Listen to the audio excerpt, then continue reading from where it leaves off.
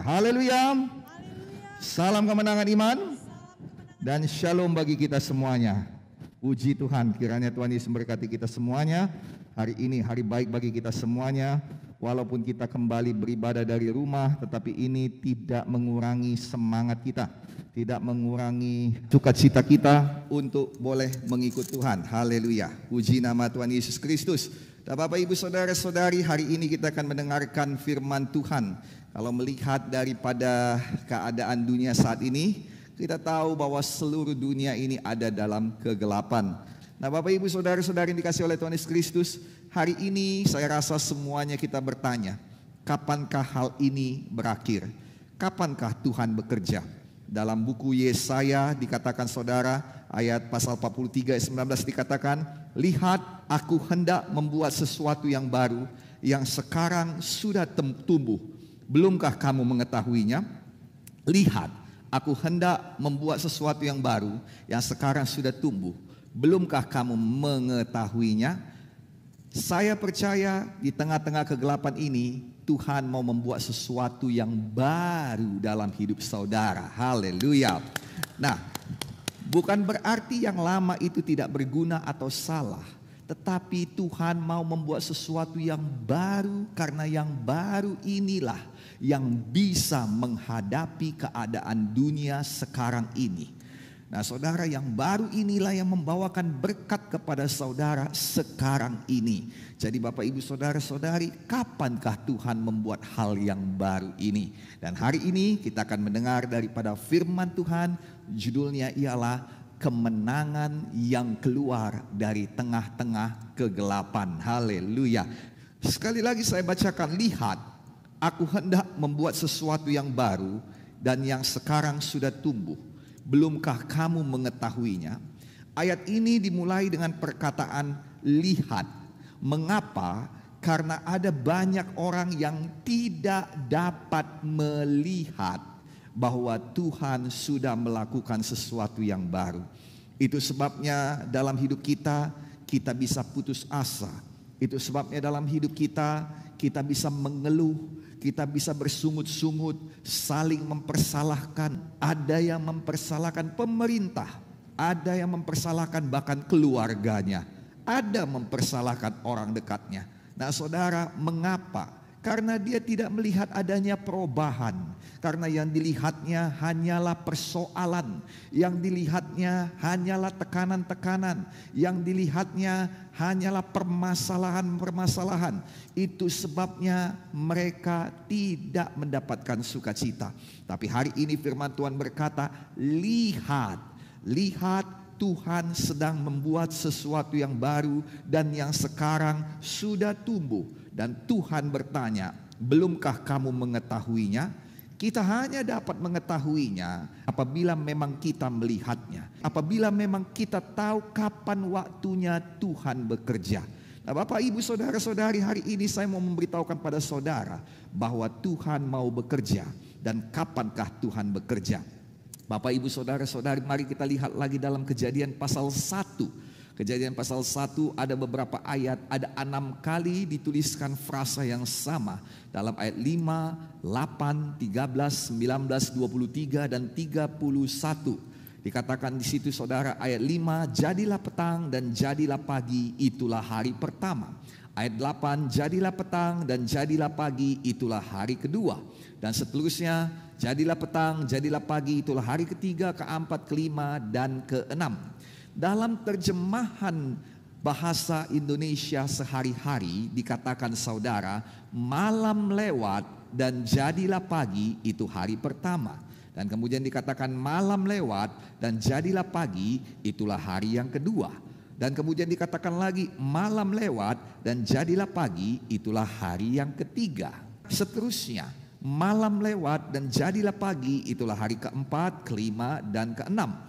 Dan saudara, dalam bahasa Inggris juga dikatakan saudara, dikatakan there was evening and there was morning the first day. There was evening and there was morning the second day.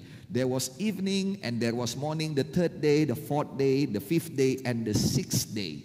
Jadi kalau kita melihat bahwa Alkitab menuliskan bahwa Tuhan memulai hari pada malam hari. Tidak seperti pengertian kita bahwa hari itu datang di pagi hari. Tetapi Alkitab berkata, jadilah malam, malam lewat dan pagi datang. Jadi dikatakan jadilah malam dan jadilah pagi, itulah hari pertama, kedua dan ketiga dan keempat. Cara Tuhan memulai hari bukanlah pada pagi hari jam 6. Tetapi cara Tuhan memulai hari sampai hari ini kita tahu ialah di tengah kegelapan malam tepat pukul 00. Nah saudara, kalau kita melihat dalam hidup ini, antara pukul 00.01 dengan pukul 11.30, maka tidak ada perubahan kelihatannya. Sama-sama pekat, sama-sama gelap, sama-sama dingin, sama-sama tidak memberikan pengharapan. Tidak ada kelihatannya apapun yang berubah. Tetapi jam kita menunjukkan bahwa ada satu yang berubah, yaitu hari ini sudah berubah. Itu bukan hari yang lama lagi, tetapi itu adalah hari yang baru. Kalau saudara melihat di Alkitab, hari yang baru itu tandanya ada kasih karunia Tuhan yang baru, tandanya ada mukjizat yang baru, ada firman Tuhan yang baru, ada pekerjaan yang baru bagi kita. Haleluya. Nah, Bapak Ibu saudara-saudari, kita melihat bahwa sesungguhnya Tuhan memulai sesuatu bukan pada saat terang, tetapi pada saat kegelapan datang. Dan saudara tahu bahwa dikatakan Alkitab juga dalam buku Mazmur 30 ayat 6, dikatakan sepanjang malam ada tangisan, menjelang pagi terdengar sorak-sorai. Memang sepanjang malam, pada waktu gelap datang sekitar pukul 7, pukul 8 malam. Dan kalau kita melihat gelap terus datang, seolah-olah tidak ada perubahan, seakan-akan tidak ada harapan, seakan-akan semuanya tidak akan berubah. Kita melihat situasi yang sulit tidak berubah, keuangan yang sulit tidak berubah, pekerjaan yang semakin sulit lagi, tekanan ada di mana-mana, bisnis yang belum berubah, penyakit yang tidak kunjung sembuh, doa yang belum dijawab. Tetapi kalau kita bertahan sedikit lagi, kalau kita tetap berharap sedikit lagi, kalau kita tetap pegang firman Tuhan sedikit lagi, kalau kita tetap beriman sedikit lagi, maka detak jam itu akan berubah. Dia tidak akan tetap sama. Walaupun memang kita belum melihatnya, tetapi itu akan berubah menjadi hari yang baru. Dan di mana ketika hari yang baru, Tuhan akan bekerja. Firman Tuhan akan datang. Janji Tuhan akan datang. Dan bukan hanya itu, akan ada mukjizat sehingga hari itu akan menjadi baik dan akan menjadi lebih baik lagi dan akan menjadi lebih baik lagi. Sampai pada satu hari, walaupun hari masih gelap, kita tahu Tuhan bekerja dan menjadikannya sungguh amat baik bagi kita semuanya. Haleluya. Bapak Ibu saudara-saudara yang dikasihi oleh Tuhan Yesus Kristus, bahwa Alkitab mengatakan kita tidak dapat menghalangi kegelapan datang. Dikatakan dalam Yesaya 60 ayat 2, sebab sesungguhnya kegelapan menutupi bumi dan kekelaman menutupi bangsa-bangsa. Tetapi terang Tuhan terbit atasmu dan kemuliaannya menjadi nyata atasmu. Sama seperti hari malam yang tidak bisa kita halangi. Mau bagaimanapun kita doakan, mau bagaimanapun kita puasakan, malam akan tetap datang. Kegelapan akan tetap datang. Dan Alkitab berkata ketika kegelapan datang, memang itu masa sukar. Memang itu di mana orang tidak dapat bekerja. Dan salah satu penyebab kegelapan dalam Mazmur 91 ayat 6 dikatakan ialah penyakit sampar. Itu sebabnya tidak mengherankan apabila COVID-19 ini membawa kegelapan bukan hanya di Indonesia tetapi di seluruh dunia. Kegelapan memang tidak bisa dihalangi. Tetapi ayat 1 dikatakan bangkitlah dan menjadi teranglah sebab terangmu telah datang. Alkitab tidak berkata terang itu datang kepada dunia, tetapi dikatakan terang itu datang padamu, pada saya. Tuhan mau menerangi kita di tengah-tengah kegelapan. Tuhan mau menjadikan kita terang di tengah kegelapan. Kita tidak dapat menghalangi kegelapan datang. Bahkan Alkitab berkata saudara bahwa kegelapan yang besar. Dia katakan saudara di dalam Alkitab kita, kekelaman menutupi bangsa-bangsa. Dalam bahasa Inggrisnya dikatakan thick darkness. Ya, nah saudara kasih dalam nama, tapi sambungan dikatakan, tapi terang Tuhan terbit atasmu dan kemuliaannya menjadi nyata atasmu. Jadi Bapak Ibu Saudara-saudari, Alkitab menjanjikan, firman Tuhan menjanjikan bahwa di tengah kegelapan seperti ini Tuhan akan pakai saudara dan saya untuk menjadi harapan bagi dunia ini. Saya berdoa, saudara adalah harapan bagi keluarga saudara. Saudara adalah harapan di kantor saudara. Saudara adalah harapan di RT RW saudara. Saudara adalah harapan di sekeliling saudara. Jadilah mercusuar rohani. Bersinarlah dalam nama Yesus. Jadilah orang-orang yang jadi pemberi terang dalam nama Tuhan Yesus Kristus. Haleluya. Dunia ini tidak butuh lebih banyak pengkritik lagi. Dunia ini butuh penghiburan. Di dunia ini saudara, saya rasa orang yang paling menderita adalah Ayub. Alkitab berkata saudara bahwa Ayub yang tadinya kaya, Ayub yang tadinya diberkati, Ayub yang tadinya saudara adalah orang terpandang, menjadi orang yang hina, menjadi orang yang berpenyakitan, menjadi orang yang berkekurangan. Bahkan teman-temannya yang biasanya bersama-sama dengan Ayub untuk merayakan sesuatu, sekarang menjadi orang-orang yang menuduh Ayub. Ayub menderita, bukan hanya tubuhnya saja, tapi jiwanya juga menderita. Tetapi di tengah kegelapan yang begitu luar biasa menimpa dia, di tengah tidak ada kepastian, karena dikatakan berkali-kali Ayub membela diri, tetapi Tuhan tidak menjawab. Kalau saya tidak salah, selama 38 pasal Tuhan tidak memberikan jawaban apapun kepada Ayub. Tuhan tidak memberikan jawaban apapun kepada doa-doa Ayub. Saudara kasih dalam nama Yesus, kelihatannya keadaannya semakin gelap. Kelihatannya jadi tinggal sendirian. Tetapi Ayub dengan berani berkata dalam Ayub 23 ayat 17. Sebab bukan karena kegelapan aku binasa, dan juga bukan karena mukaku ditutupi gelap gulita.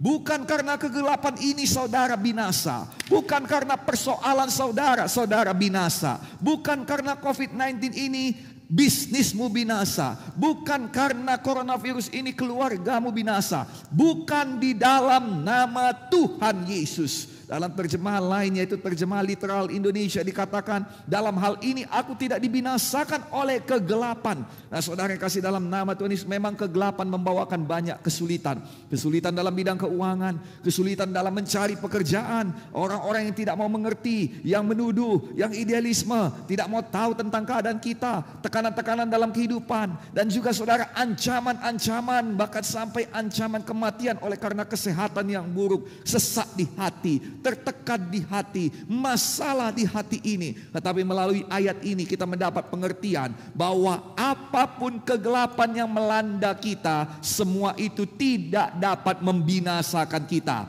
Iman dan pengharapan kita tidak bisa dibinasakan oleh kegelapan. Kehidupan dan masa depan kita tidak dapat dibinasakan oleh kegelapan. Keluargamu, pernikahanmu tidak dapat dibinasakan oleh kegelapan. Gereja tidak dapat dibinasakan oleh kegelapan. Sukacita dan damai kita tidak dapat dibinasakan oleh kegelapan.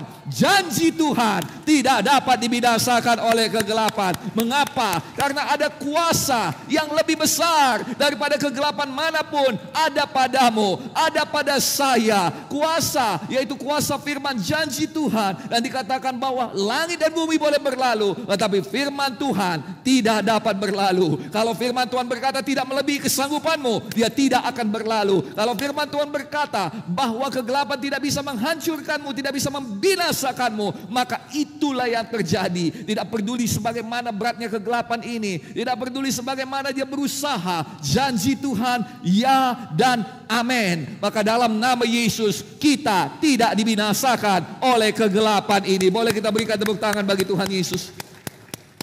Sayang, Tuhan mau kita keluar dari kegelapan di tempat-tempat yang baru. Ada harta karun di tengah-tengah kegelapan. Bapak ibu saudara-saudari, ada hamba Tuhan yang berkata bahwa selama 50 tahun Ayub mengalami kesusahan. Miskin, dari yang kaya jadi miskin. menderita, sakit penyakit, ditinggalkan oleh istrinya, ditinggal mati oleh anak-anaknya, tidak punya apa-apa. Sahabatnya pun mengejek dia, menghina dia, menuduh dia. Sangkin marahnya Ayub, Ayub berkata, penghibur sialan kalian semuanya. Hanya satu kali perkataan sialan dituliskan di Alkitab. Pada buku Ayub dia marah, sahabat sialan kalian semuanya. Nah Bapak Ibu Saudara-saudari, kegelapan memenuhi hati Ayub, memenuhi hidup Ayub, memenuhi masa depan Ayub, memenuhi pekerjaannya, memenuhi keuangannya, memenuhi janji-janji Tuhan yang ada dalam hidupnya. Tapi Ayub tahu bahwa penebusnya hidup, bahwa di tengah kegelapan pun Tuhan bisa bekerja. Dan kembali lagi untuk membuat semuanya menjadi satu kesimpulan. Tuhan memulihkan keadaan Ayub 2 kali ganda dari sebelumnya. Apa yang dimaksudkan dengan kegelapan ialah satu alasan bagi Tuhan untuk membawakan kepadamu sesuatu yang lebih baik lagi. Alkitab berkata dia yang menjanjikannya kepadamu adalah Tuhan yang setia. Bahkan ketika kita tidak setia, Tuhan tidak bisa tidak setia. Dia pasti akan menjalankan firman-Nya. Itu sebabnya tahan sedikit lagi, sabar sedikit lagi, beriman sedikit lagi. Ini sudah lewat tengah malam. Saya mau bawakan kepada saudara bahwa ketika lewat tengah malam, sesuatu akan dijadikan Tuhan dalam hidup kita. Saya ingat satu cerita dalam Kisah 16, di mana dikatakan Paulus dan Silas mereka melakukan hal yang baik. Mereka memberitakan Injil Kerajaan Sorga. Banyak orang-orang yang diberkati, tetapi banyak juga orang-orang yang tidak suka. Banyak orang-orang yang benci mereka. Banyak orang-orang yang sirik dengan mereka. Banyak orang-orang yang mau mencelakakan mereka. Maka apa yang terjadi? Walau mereka berbuat hal yang baik, menyembuhkan orang-orang, membawa kabar baik bagi orang-orang, tetapi orang-orang yang tidak suka ini memfitnah mereka dan membawa mereka ke dalam kegelapan penjara yang terdalam di Filipi. Dikatakan saudara mereka dipenjarakan di tempat yang paling gelap. Dikatakan saudara bahwa mereka dipenjarakan saudara di tengah-tengah penjara itu sendiri saudara. Ya saudara kasih dalam nama Tuhan Yesus Kristus. Kisah 16 ayat 24 dikatakan, karena perintah itu kepala penjara menahan mereka di kamar penjara yang paling dalam dan membelenggu mereka pada balok. Seolah-olah mereka tidak bisa lepas lagi daripada penjara itu. Seolah-olah mereka tidak akan bisa keluar lagi daripada kegelapan itu. Kemanapun mereka pergi sangat terbatas pergerakannya. Dan mereka tetap ada dalam gelap. Sepertinya hal itu jadi pada kita juga saat ini. Seolah-olah kita tidak bisa lepas lagi daripada kegelapan coronavirus ini. Apapun yang kita buat tidak bisa membawa usaha kita pergi lebih jauh lagi. Apapun yang kita buat tidak bisa membuat pelayanan kita lebih jauh lagi. Apapun yang kita buat tidak bisa membawa keluarga kita lebih jauh lagi. Seolah-olah hal yang sama itu jadi pada kita karena kegelapan datang. Tetapi Paulus dan Silas mulai menyanyi, mulai berdoa. Oh, Paulus sendiri yang mengatakan, jangan kau bersusah hati karena apapun, jangan kau bersedih hati karena apapun, jangan kau bersungut-sungut karena apapun, tetapi nyatakanlah dalam segala perkara permohonan, keinginanmu pada Tuhan dalam doa, permohonan dan ucapan syukur. Itulah yang dilakukan oleh Paulus dan Silas, dan mereka menyanyi. Alkitab berkata begini saudara dalam Kisah pasal 16 ayat 25 sampai 26. Kira-kira tengah malam Paulus dan Silas sedang berdoa dan menyanyikan puji-pujian kepada Allah. Orang-orang tahanan lainnya pun sedang mendengarkan mereka menyanyi. Tetapi terjadilah gempa bumi yang hebat sekali, sampai pondasi penjara itu pun turut bergoncang. Semua pintu penjara terbuka dan rantai-rantainya membelenggu semua orang. Yang membelenggu semua orang tahanan pun terlepas. Nah, dengar baik-baik. Perhatikan baik-baik, dalam bahasa Indonesia sehari-hari dikatakan kira-kira tengah malam Paulus dan Silas sedang berdoa dan menyanyikan puji-pujian kepada Allah. Ini artinya bukan pada saat tengah malam mereka mulai. Mungkinkah mereka mulai pada saat kegelapan? Mungkinkah mereka mulai pada jam 8 malam? Alkitab tidak menuliskannya. Tapi mereka sudah mulai terlebih dahulu. Ketika gelap datang, ketika mereka dimasukkan ke dalam kegelapan, mereka tidak bersungut-sungut, mereka tidak saling mempersalahkan, mereka tidak berbuat demikian. Mereka menyanyi, mereka nyanyi dengan sukacita, mereka berdoa dengan sukacita, sampai orang-orang tahanan lainnya pun mendengarkan mereka menyanyi. Dan waktu berjalan terus. Jam 9 menjadi jam 10, mereka tetap menyanyi. Memang kegelapan tidak berubah, Tidak ada yang berubah, belenggu masih ada di sana. Tuduhan belum dicabut kepada mereka. Semua persoalan masih ada di sana. Tentara-tentara yang menjaga penjara juga masih ada di sana. Pintu-pintu penjara masih terkunci, belum ada yang terbuka. Tetapi mereka terus bernyanyi, terus bernyanyi, terus bernyanyi. Jam 10 malam, jam 11 malam, jam 11.30 malam, jam 11.55 malam, jam 11.59 malam. Dan Alkitab berkata kira-kira tengah malam. Maka apa artinya? Sudah berubah, harinya sudah berubah. Dan Alkitab berkata kira-kira tengah malam, tiba-tiba terjadilah gempa bumi yang hebat sekali. Hari yang baru datang, Tuhan segera memunculkan dirinya. Tuhan bisa muncul lebih cepat daripada matahari memunculkan dirinya. Tuhan bisa muncul di tengah-tengah kegelapan, karena memang Dia berdiam di tengah-tengah kegelapan. Saya percaya di tengah-tengah virus corona ini ada Tuhan yang berdiam dalam hatimu. Ada Tuhan yang berdiam dalam rumah tanggamu. Ada Tuhan yang berdiam di dalam gereja ini. Ada Tuhan yang berdiam di Indonesia. Ada Tuhan yang berdiam di tengah-tengah kita. Terpujilah nama Tuhan. Bapak ibu saudara-saudari, Alkitab berkata dengan jelas kira-kira tengah malam. Kapankah Tuhan bekerja? Tuhan bekerja pada hari yang baru. Tuhan bekerja di tengah-tengah kegelapan. Dari tengah-tengah kegelapan saudara, Tuhan bawakan kemenangan. Hari yang baru tidak dimulai jam 6 pagi.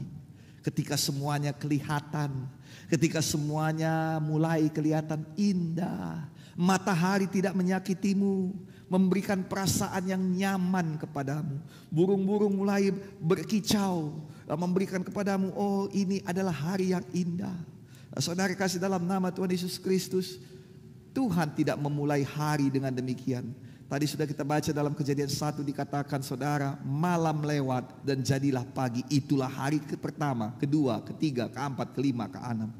Tuhan memulai harinya di tengah-tengah kegelapan. Nah Bapak Ibu Saudara-saudari kasih dalam nama Tuhan Yesus Kristus, itu sebabnya saya ajak saudara bersabar sedikit lagi, karena jamnya sudah melewati tengah malam. Ini hari yang baru bagimu. Ini hari yang baru bagi gereja Tuhan. Ini hari yang baru dalam hidupmu. Apa yang harus kita lakukan? Berjalan terus. Berjalan terus. Berjalan terus. Berjalan terus. Apa yang harus kita lakukan? Berdoa dan mengucap syukur kepada Tuhan. Walau kelihatannya masih berjalan, masih gelap. Saudara tahu seperti saya katakan tadi jam 11.30 dengan jam 00.30 kelihatannya tidak ada bedanya. Masih gelap. Tetapi bedanya apa? Jam 11.30 akan semakin malam, tetapi jam 00.30 akan semakin pagi. Saudara, walaupun kelihatannya akan semakin sukar, ketika saudara berjalan terus, pasti ada jalan keluar. Pasti ada pertolongan, pasti ada mukjizat, pasti ada penyertaan Tuhan. Itu sebabnya jangan berhenti. Satu perkara lagi saudara, bahwa dalam kegelapan apa yang terjadi? Dalam kegelapan Tuhan membentuk iman kita. Ibrani pasal 11 ayat 1 dikatakan begini, iman adalah dasar dari segala sesuatu yang kita harapkan. Dan yang berikutnya luar biasa, bukti dari segala sesuatu yang tidak kita lihat. Dalam bahasa Indonesia sehari-hari dikatakan beriman berarti yakin sungguh-sungguh akan hal-hal yang kita harapkan. Beriman berarti mempunyai kepastian akan hal-hal yang tidak kita lihat. Bapak ibu saudara-saudari kasih dalam nama Tuhan Yesus Kristus, kalau kita melihat saudara, apa yang membuat kita tidak melihat? Tidak kelihatan, ialah kegelapan. Nah, saudara tahu, kalaulah iman sudah engkau lihat terlebih dahulu, engkau tidak perlu iman untuk itu. Justru karena engkau tidak melihatnya, engkau perlu iman untuk itu. Dan kita tahu saudara, bahwa dengan iman tidak ada yang mustahil. Markus 9 mengatakannya saudara, katamu bila aku dapat, engkau melihat murid-muridku gagal, engkau melihat dokter-dokter gagal, engkau melihat dukun-dukun gagal menyembuhkan anakmu ini. Engkau melihat bahwa sudah lama engkau ada dalam kegelapan. Sudah berkali-kali setan membawa anakmu ke dalam air atau membawanya ke dalam api untuk membinasakan dia. Engkau sudah capek dengan keadaan ini. Lalu kau berkata, kalaulah kau bisa. Sekarang ini aku tanya lagi kepadamu. Kau berkata, kalau aku bisa. Tidak ada yang mustahil bagi orang yang percaya. Tidak ada yang mustahil bagi orang yang beriman. Oh saudara kasih dalam nama Tuhan Yesus Kristus. Yang memang belum melihat. Pandangannya mengatakan semuanya gagal. Pandangannya mengatakan bahwa dia akan pulang dengan kecewa. Tetapi dia berteriak dan berkata, aku beriman, tolonglah aku ya Tuhan. Maka seketika itu juga segala sesuatu berubah. Seketika itu firman disampaikan dan firman itu mengubahkan, memberikan kepadanya lebih daripada apa yang dimintanya. Iman tidak pernah gagal. Kalau saudara melihat iman seorang yang sakit pendarahan selama 12 tahun, kapankah imannya datang? Imannya datang bukan pada saat dia merasakan lebih baik. Imannya datang bukan pada saat dia bertemu dengan dokter ahli. Imannya datang bukan pada saat dia bertemu dengan seorang dokter yang baru dan memberikan obat-obatan yang lain dan yang berbeda. Imannya bukan datang pada saat dia menemukan alternatif pengobatan yang lain. Alkitab mengatakan dia sudah habiskan segala yang ada padanya dan keadaannya semakin memburuk. Kita melihat saudara, sepertinya keadaannya ini seperti kegelapan, semakin memburuk. Jam 8 malam gelap. Dia sudah usahakan, tetapi semakin memburuk, semakin gelap. Jam 9 malam datang, semakin gelap. Jam 10 malam datang, semakin gelap. Jam 11 malam datang. Bukan hanya dia sakit sekarang, tetapi dia pun sudah jatuh miskin. Sampai akhirnya iman datang dari pendengaran akan firman. Dan dia mendengarkan tentang berita-berita tentang Tuhan Yesus. Lalu saudara dikatakan imannya tumbuh. Dan dia berkata, asal ku jamah saja jubahnya, aku pasti sembuh. Sudahkah dia sembuh? Belum. Sudahkah ada perubahan? Sedikit saja. Belum. Sudahkah ada satu tanda-tanda bahwa akan ada perubahan padanya, kesembuhan? Belum ada. Tetapi dia tahu bahwa hari sudah berubah, bahwa jam sudah melewati pukul 00. Itu sebabnya dia berkata, asal ku jamah saja jubahnya, aku pasti sembuh. Harinya belum tiba, tapi dia tahu kesembuhannya sudah datang.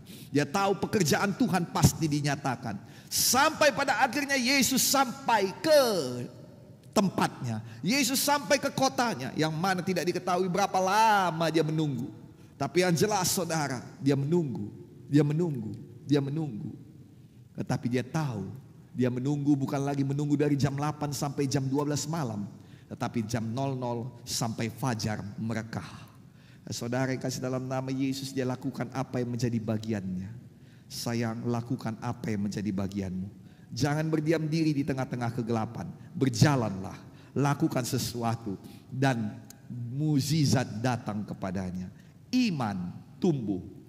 Iman diperlukan pada saat-saat kegelapan. Iman yang membawa kemenangan pada saat-saat kegelapan. Iman Yairus, dia datang kepada Yesus dan dia berkata, Tuhan, anakku sakit parah, hampir mati, datanglah. Yesus berkata, aku akan datang untuk menyembuhkan dia. Dan saudara, dia berpikir segala sesuatu akan beres, tetapi di tengah jalan ada penundaan. Dan kemudian apa yang terjadi saudara? Oh, anaknya jadi mati. Orang datang kepada dia dan berkata, tidak usah kau susahkan lagi guru, anakmu sudah mati. Saudara, bagi Yairus, sebenarnya imannya bukan dibentuk pada saat Yesus mengatakan ya, tetapi imannya dibentuk pada saat perempuan yang sakit pendarahan 12 tahun tadi bersaksi.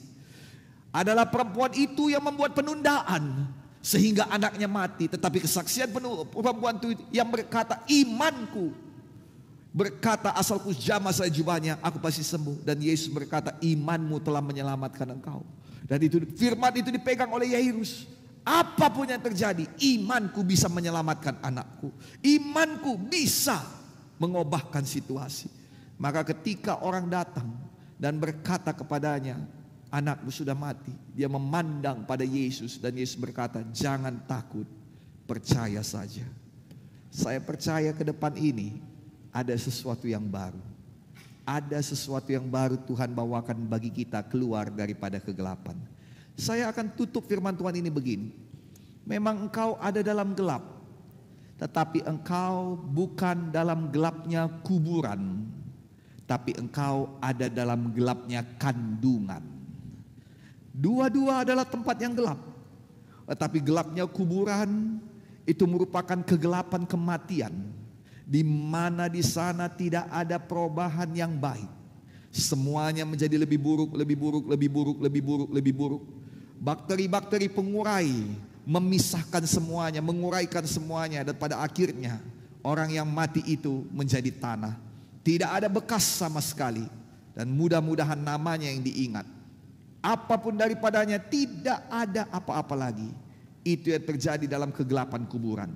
Tetapi dalam kegelapan kandungan itu berbeda. Dalam kegelapan kandungan ada sesuatu yang dibentuk oleh Tuhan. Alkitab berkata, akulah yang membentuk engkau di dalam kandungan ibumu. Aku yang membentuk buah pinggangmu, merajut engkau di dalam kandungan ibumu. Memang sama-sama gelap. Dalam kuburan gelap, dalam kandungan juga gelap. Tetapi dalam kandungan ada kehidupan. Dalam kandungan ada pertumbuhan. Dalam kandungan ada pekerjaan Tuhan. Dalam kandungan ada keajaiban. Sampai hari ini ilmu manapun tidak bisa menerangkan bagaimana itu bisa terjadi. Mereka bisa menjelaskannya, tetapi mereka tidak mengerti bagaimana itu bisa terjadi. Mereka bisa menjelaskan prosesnya, maksud saya. Mereka bisa menjelaskan prosesnya, tetapi mereka tidak bisa menerangkan atau menjelaskan bagaimana hal itu dapat terjadi. Dan setiap kali ilmu pengetahuan tidak dapat menerangkannya, maka itu adalah mukjizat. Dalam kandungan memang gelap, tapi ada mukjizat di sana. Dalam kandungan memang gelap, tetapi ada pertumbuhan di sana. Dalam kandungan memang gelap, tetapi ada Tuhan di sana. Ada kehidupan di sana, ada perubahan di sana. Dalam kandungan memang gelap, tetapi satu hari nanti itu bayi akan keluar dan bertemu dengan terang, dan akan ada satu sukacita besar. Memang ada teriakan kesakitan, tetapi setelah itu ada sukacita besar. Saya berdoa ada sukacita besar bagi hidupmu. Saya berdoa ada sukacita besar dalam pekerjaanmu. Saya berdoa ada teriakan sorak-sorai kemenangan besar dalam keuanganmu. Saya berdoa ada sukacita besar di Gereja Kemenangan Iman Indonesia. Saya berdoa ada sukacita dan kemuliaan yang besar di Indonesia. Jadilah di dalam nama Yesus ada kemenangan yang keluar dari kegelapan. Dalam nama Yesus dijadikanlah bagi kita semuanya yang percaya. Yang percaya boleh bersama-sama kita katakan 3 kali. Amin, amin, dan amin. Kalau Bapak Ibu Saudara-saudari berkenan, boleh kita bangkit berdiri bersama-sama. Saya undang sahabat-sahabat saya untuk boleh bernyanyi bersama-sama dengan saya. Haleluya.